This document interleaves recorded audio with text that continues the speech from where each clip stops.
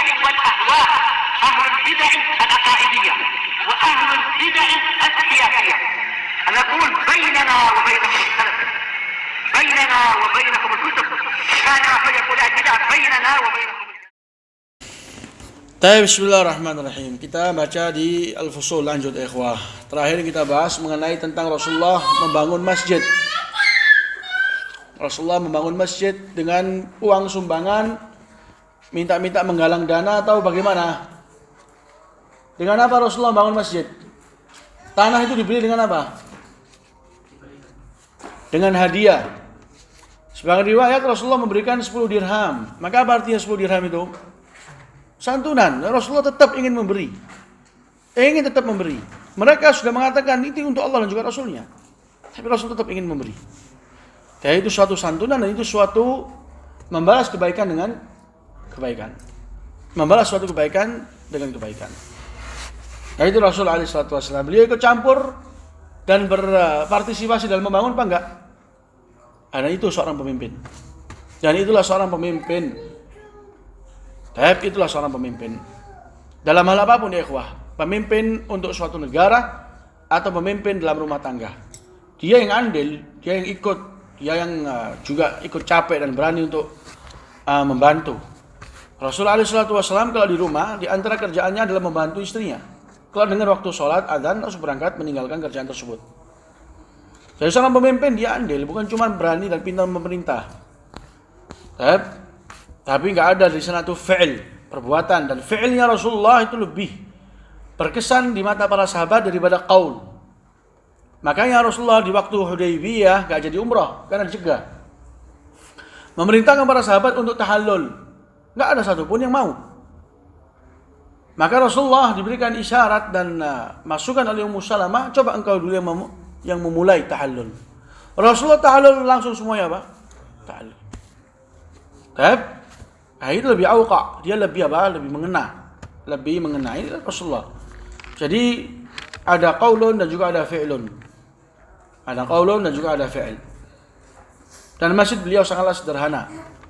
Karena yang dicari dari masjid itu adalah ibadah, bukan megah-megahan. Dan perannya masjid itu bukan hanya sebatas untuk sholat 5 waktu. Ini sudah pernah kita bahas. Karena dengan masjid ini Rasulullah mampu mencetak generasi yang paling agung di atas permukaan bumi. Jadi kita mencontoh, kalau ingin mencetak anak-anak kaum muslimin, mencetak generasi yang terbaik, maka di masjid. Karena masjid kata Rasulullah apa? Ahabbul biqa'i ilallah masajiduha. Tempat yang paling Allah cintai di mana? Masjid-masjidnya. Itu paling Allah cintai. Tempat ditebarkannya rahmat, tempat ketenangan, tempat ibadah, tempat zikir, tempat sholat, tempat baca Quran, tempat orang mendapatkan kebaikan secara umum. Makanya kata Rasul, al-masjid baitu kullu mu'min. Yang namanya masjid itu rumah untuk semua mukmin. Rumahnya dia di sini. Rumahnya dia di masjid. Untuk dia menumpahkan segala kecapean, keluh kesah kepada Allah Azza wa Jalla.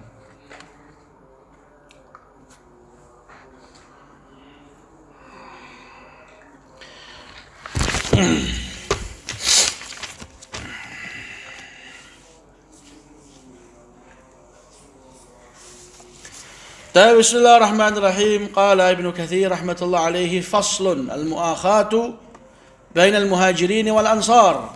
Ini persaudaraan di antara kaum muhajirin dan kaum al-ansar. Ini salah satu langkah selanjutnya dalam dakwah Nabi SAW di Madinah. Ini permulaan dakwah Nabi. Selepas beliau berhasil selamat sampai di Madinah, langkah yang pertama beliau tegakkan adalah membangun rumah Allah, masjid. Itu yang pertama kali beliau tekankan, membangun rumah Allah Azza wa Jalla. Setelah itu Rasul SAW mempelajari bagaimana situasinya ada di Madinah ya ikhwah.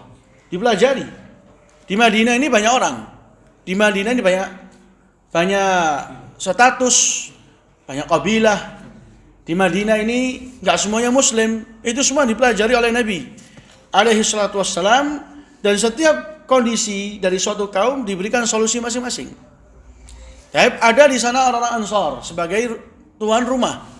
Ada di sana Muhajirin sebagai pendatang. Nah, ini bagaimana? menyikapinya? Taib. Ada di sana kaum muslimin yang datang dari selain Mekah. Ada yang datang dari Ghifar, ada yang datang dari Yaman. Nah, kalau datang bagaimana?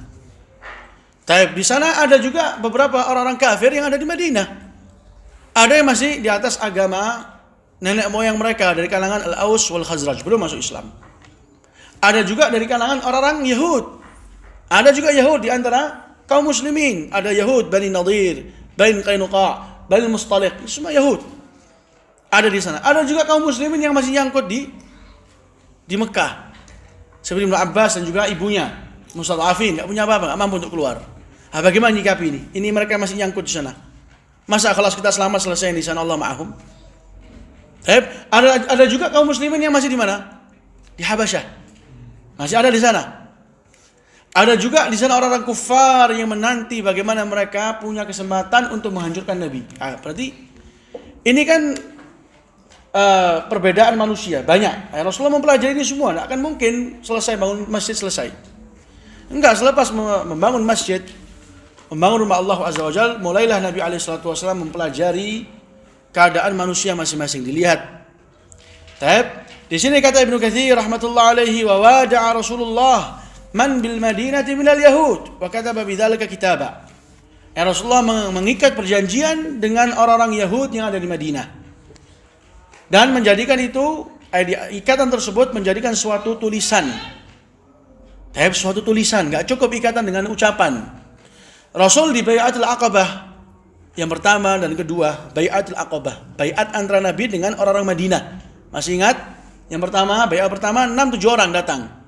Baiat yang kedua 80 orang. Tidak ada di sana kitab yang Rasulullah tuliskan perjanjian, kalau saya datang ke Madinah, kalian siap untuk menolong saya, membela agama, siap kalian korbankan harta dan keluarga. Enggak ada. Karena Rasulullah tahu dan melihat wajah-wajah mereka orang-orang Ansar adalah orang-orang yang haus dengan negeri akhirat. Enggak perlu ditulis. Enggak perlu tulis suatu ikatan perjanjian dengan secara tulisan. Ini baiat orang-orang Madinah dengan Nabi SAW yang disaksikan oleh ila akhirih. Enggak ada seperti itu. Tapi waktu Rasulullah SAW mempelajari keadaan Madinah, ternyata ada di antara mereka ini orang-orang Madinah, orang Yahud. Orang-orang Yahud. Maka kata Ibnu Katsir rahmatullah alaihi, Rasulullah mengikat suatu perjanjian dan menulis dengan suatu tulisan. Perjanjian di mana di situ tertera tidak ada di sana bentuk kezaliman, dan setiap dari mereka di atas agama dan mereka tetap tunduk dengan hukum syariat Islam selama mereka di Madinah.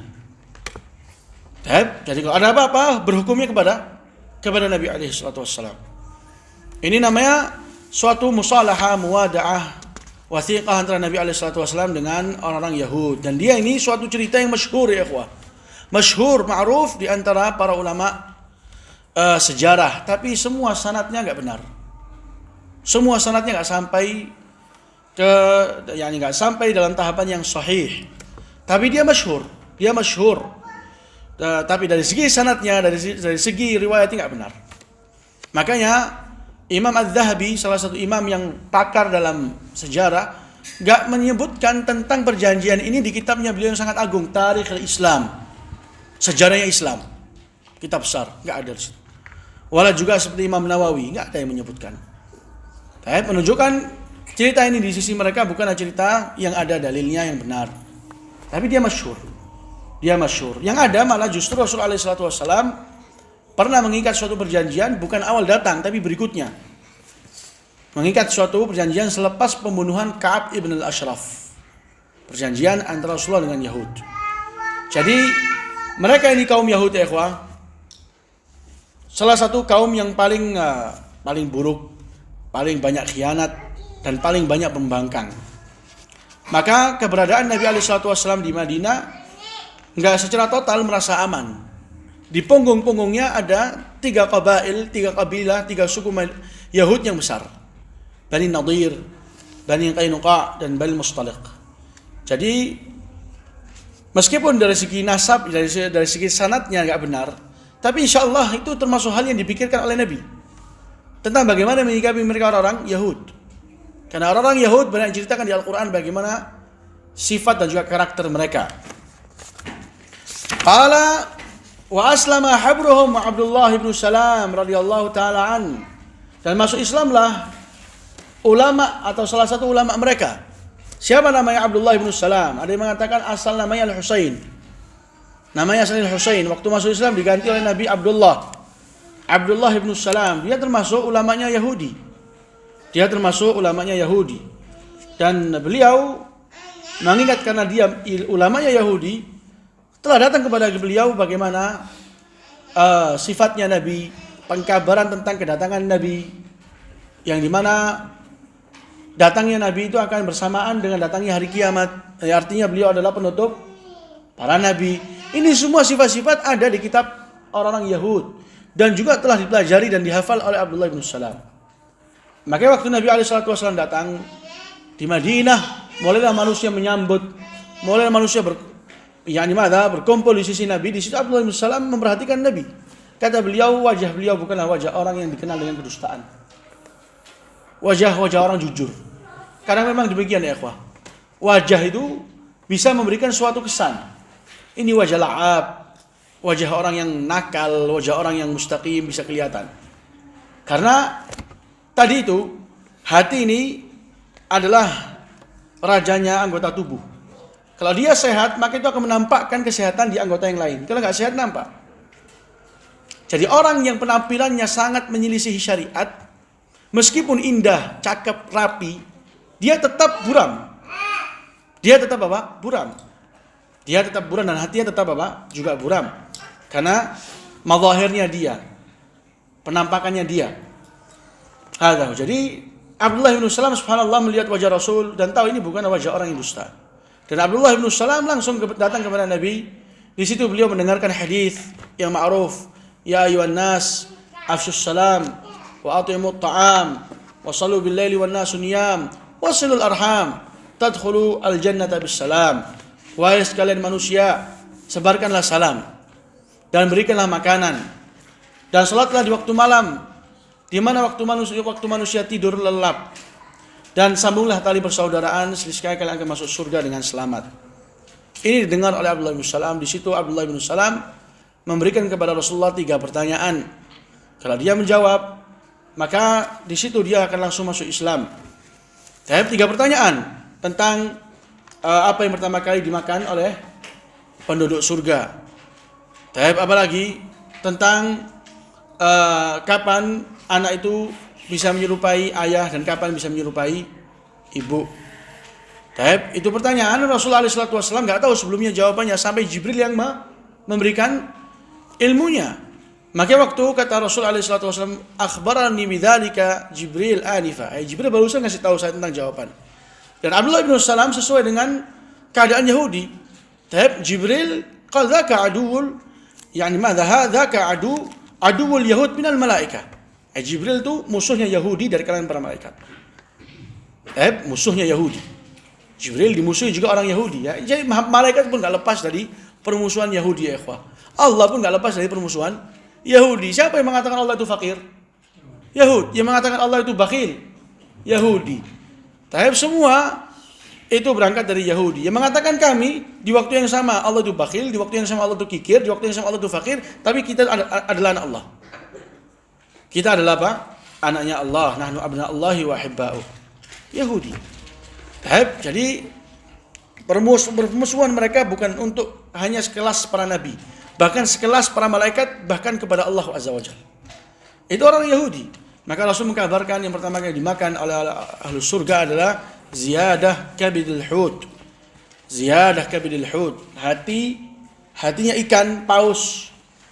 Organ hatinya ikan paus, di situ ada semacam suatu daging yang kecil yang menyatu dengan hati tersebut. Itulah makanan sambutan untuk penduduk surga. Penduduk surga berapa jumlahnya? Dari pertama Adam sampai hari kiamat. Berapa? Berapa juta? Triliunan. Al-muhim banyak ya ikhwah. Menunjukkan ini ziyadah kabidul hut, bukan hatinya ya, tapi ada suatu organ yang nyangkut dengan hati atau apa namanya itu. Itu nanti akan menjadi sambutan atau hidangan sambutan untuk penduduk surga. Jadi sangat banyak dia sehingga cukup untuk semua penduduk surga. Menunjukkan ya ikhwah, Hidangan sambutan yang pertama itu adalah harus ringan dulu. Ringan dulu. Ini kan baru ziyadah kabidil hut. Ringan dulu. Nanti baru apa? Baru dilebihkan. Baru dilebihkan. Hadza. Dan juga Rasul menjawab tentang kapan seorang itu bisa menyerupai ayahnya dan kapan menyerupai ibunya. Tatkala Rasul alaihi salatu wasallam mampu menjawab pertanyaan-pertanyaan Abdullah bin Salam, di situ Abdullah bin Salam langsung menyatakan keislamannya dan mengatakan, ya Rasulullah, bahwasanya Yahud adalah kaumul buht, mereka adalah kaum yang dusta, kaum ghadar, yang banyak mengkhianat. Dan beliau mengatur siasat dengan Nabi, kalau engkau ingin tahu, datanglah engkau kepada Yahudi dan biarkan saya bersembunyi di belakangmu. Dan tanyalah kepada mereka bagaimana saya. Datanglah Rasulullah kepada Yahudi dan tanya kepada orang-orang Yahud, bagaimana di sisi kalian Abdullah bin Salam? Abdullah bin Salam ini bagaimana di sisi kalian? Siapa dia? Qala khairuna wa ibnu khairina, habruna wa ibnu habrina. Orang yang terbaik di antara kita dan anaknya orang terbaik. Orang yang paling berilmu di antara kita dan anaknya orang yang paling berilmu. Sanjungan. Di situ langsung Abdullah bin Salam keluar dan menyatakan keislaman secara tiba-tiba.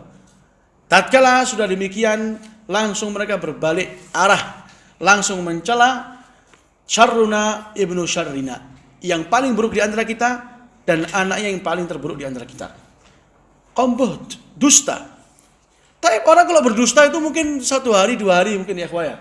3 hari, langsung di waktu yang sama, baru beberapa menit. Tapi khairuna ibnu khairina, gak lama syarruna ibnu syarrina. Orang berdusta 1-2 hari, seminggu, habis itu ketahuan dusta dia. Ini enggak Yahud. Di waktu yang sama langsung berdusta. Qala wa aslama habruhum Abdullah bin Salam radhiyallahu taala an. Abdullah bin Salam masuk Islam. 1. Sedikit ya yang masuk Islam dari kalangan Yahudi. Tapi menunjukkan permusuhan dan kebencian mereka itu lebih dalam Islam. Dan juga kaum muslimin. Beda kalau Nasara sampai detik ini, antum kalau buka kabar, banyak insya Allah yang masuk Islam. Meskipun melalui tokoh-tokoh yang kita nggak setuju dengan jalan mereka. Tapi masih apa? Masih masuk Islam. Dan kaum muslimin yang dia tinggal di negara-negara yang dikenal dengan Nasara, Katolik, Ortodok, aman nggak aman mereka? Aman. Taib aminan mutmainan. Tapi beda ya kaum muslimin, jangan yang tinggal di antara Yahudi, yang bertetangga pun apa? Jadi sengsara. Taib. Mana antum mau dapat Yahudi masuk Islam? Sangat jarang, sedikit. Ini di antara sejarahnya. Dari banyaknya Yahud, 3 qabail yang masuk Islam Abdullah bin Salam. Abdullah bin Salam. Dan terkadang orang kalau sudah pintar, kepintaran itu menjadi kesucian bagi dia, Abdullah bin Salam. Terkadang orang menjadi sangat pintar, kepintaran itu malah menjadi suatu kehancuran bagi dia. Dia malah menjadikan kepintaran itu sebagai bentuk kesombongan, seakan-akan dia memiliki apa yang dia miliki. Qarun bagaimana dia sombong dengan mengatakan hartanya dari mana? Dari ilmu yang dia miliki. Dari ilmu yang dia miliki, dia katakan demikian. Qala wa kafara ammatuhum, kata Ibnu Katsir, secara umum mayoritas Yahudi mereka tetap dalam kekufuran. Padahal Yahud bukanlah para menyembah berhala ya ikhwah. Yahud musyrikun atau bukan? Mereka adalah ahlul kitab. Meskipun mereka musyrikun, tapi mereka memiliki status lebih khusus, ahlul kitab. Maksudnya ahlul kitab, mereka telah memiliki pengkabaran melalui kitab yang Allah Azza wa Jalla turunkan tentang kedatangan Nabi.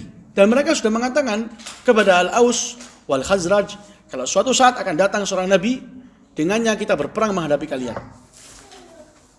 Dan ketika datang Nabi SAW, mereka menjadi orang yang pertama kali kufur. Kafara ammatuhum. Secara umum mereka adalah apa? Tetap dalam kekufuran. Wakanu thalatha qabail. Mereka di Madinah 3 suku, kabilah. Banu Qainuqa, wa Banu Nadir, wa Banu Quraidah. Ini semua akan datang ciptanya ya ikhwah.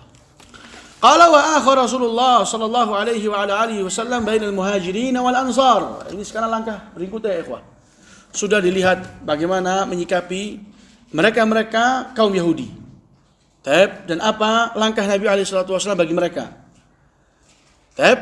Dan juga di antara manusia yang ada di Madinah adalah orang-orang Ansar sebagai tuan rumah, orang-orang Muhajirin sebagai pendatang, sebagai tamu. Maka bagaimana ini?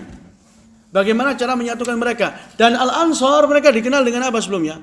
Dengan tha'ar, dendam di antara mereka. Tapi peperangan yang bertahun-tahun terus berlangsung antara Al-Aus wal Khazraj. Tapi ini bagaimana? Bagaimana menyatukan mereka? Dan demikian juga Al-Muhajirin, mereka adalah orang-orang asing di mata orang-orang Ansar.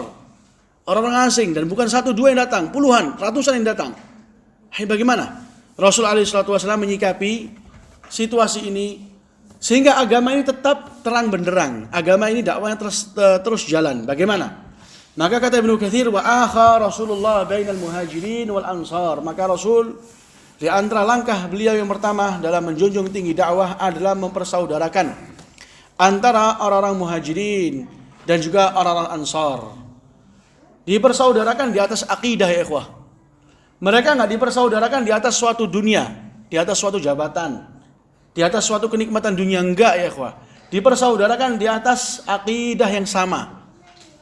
Kalau orang itu ingin bersaudara dengan persaudaraan yang bermanfaat, yang langgeng dan awet, harus persaudaraan itu dibangun di atas satu akidah. Kalau ada persaudaraan di mana akidahnya nggak bertemu, akidahnya nggak satu, bisa ditunggu saja. Suatu saat akan berpisah. Bahkan akan berbalik menjadi musuh yang nyata. Itu sudah banyak terjadi ya ikhwah. Jadi Rasul SAW mempersaudarakan antara Al-Ansar wal Muhajirin dengan apa ya ikhwah? Dengan akidah. Akidah iman telah kokoh dalam hati mereka. Dengan dalil Al-Ansar siap memikul beban sehingga menjadi tuan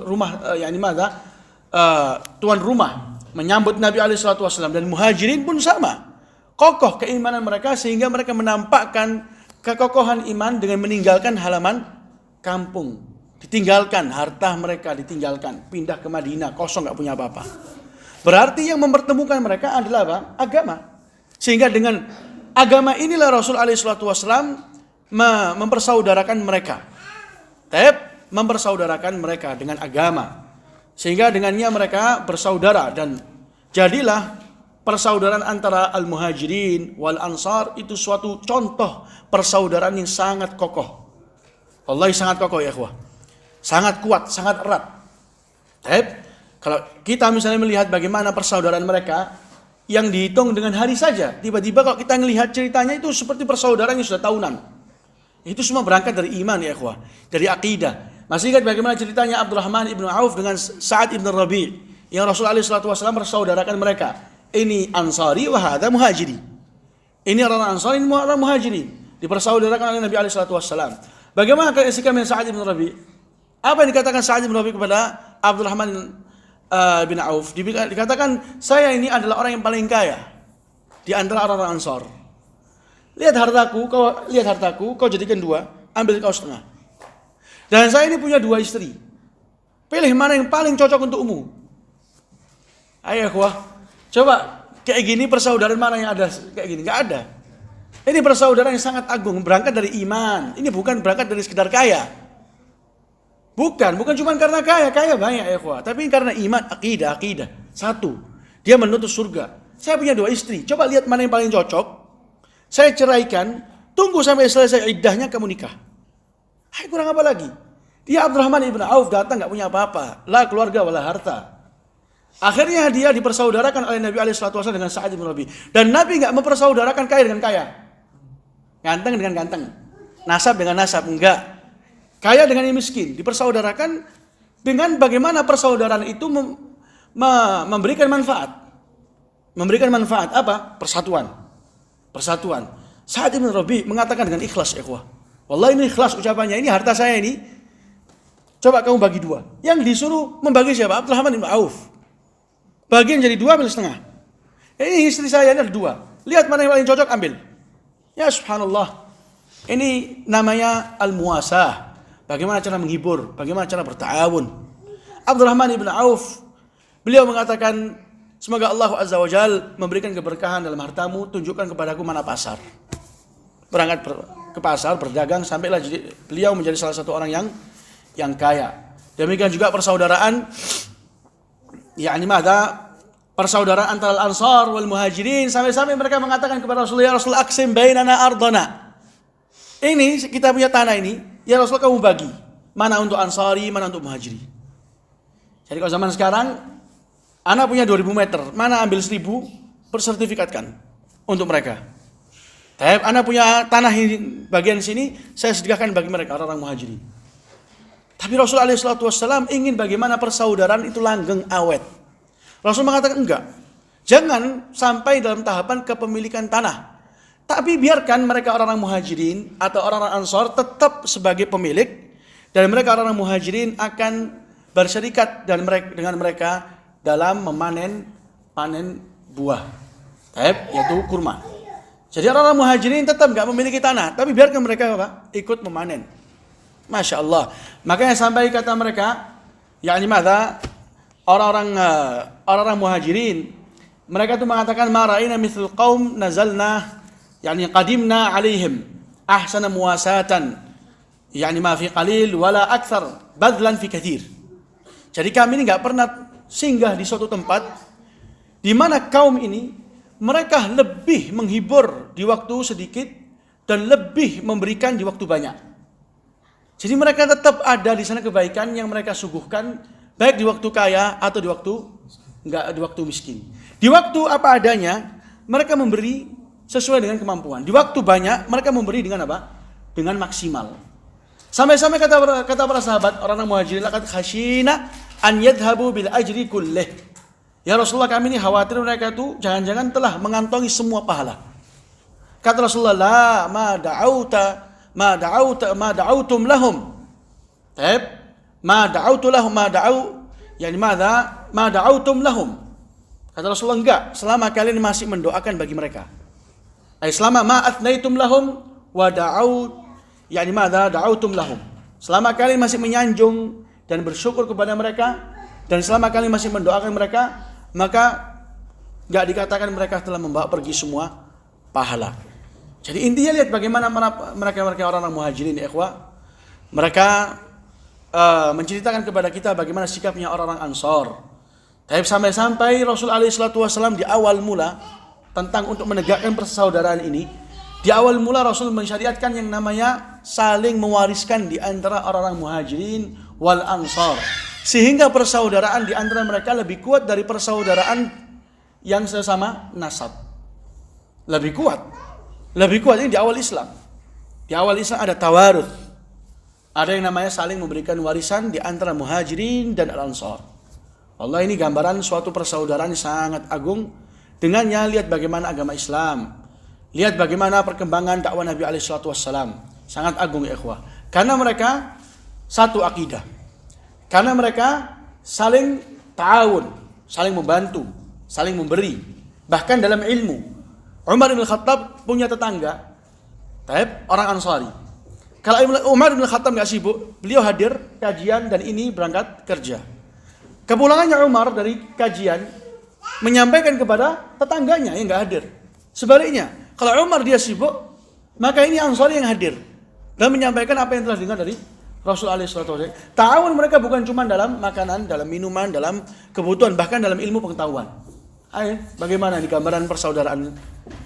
Nggak akan ada. Dikarenakan persaudaraan ini mereka bisa mengobrak-abrik kerajaan Persia dan juga Romawi. Hancur kerajaan tersebut karena persaudaraan ini. Karena persaudaraan ini. Demikian juga Allah Azza wa Jalla lihat bagaimana meringkas tentang sifat-sifatnya orang-orang Ansar, walladzina tabawwa'ud dara wal imana min qablihim yuhibbuna man hajara ilaihim. Mereka itu mempersilahkan dar, halaman rumah. Dan mereka itu cinta dengan siapa yang datang kepada mereka. Dan mereka mendahulukan orang-orang Muhajirin meskipun itu walau kana khasasah.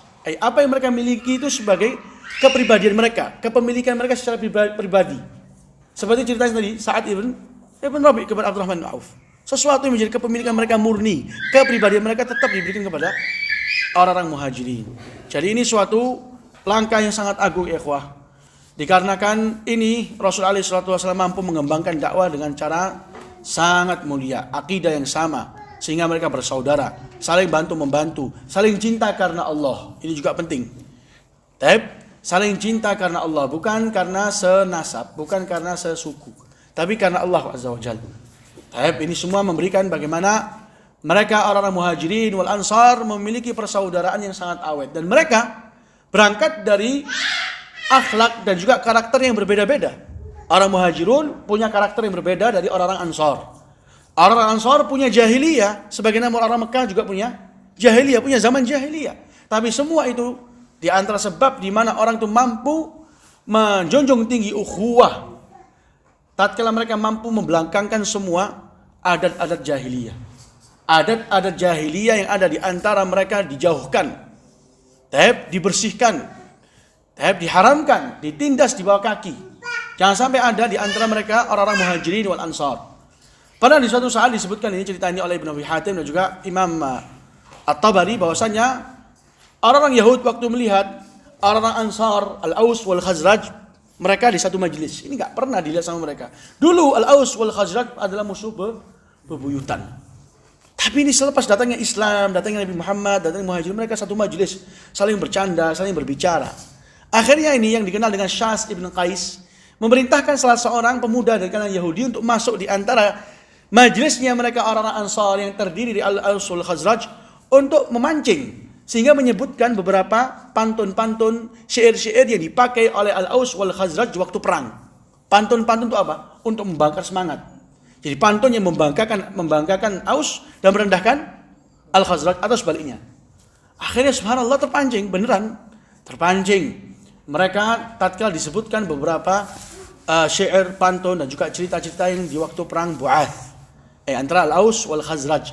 Akhirnya mereka kembali lagi mengarah kepada perbuatan jahiliyah sampai Rasulullah SAW mendatangi mereka dan mengingatkan mereka tentang nikmat yang Allah Azza wa Jalla berikan, yaitu dari suatu persaudaraan, dan memerintahkan mereka untuk membuang jauh perkara jahiliyah.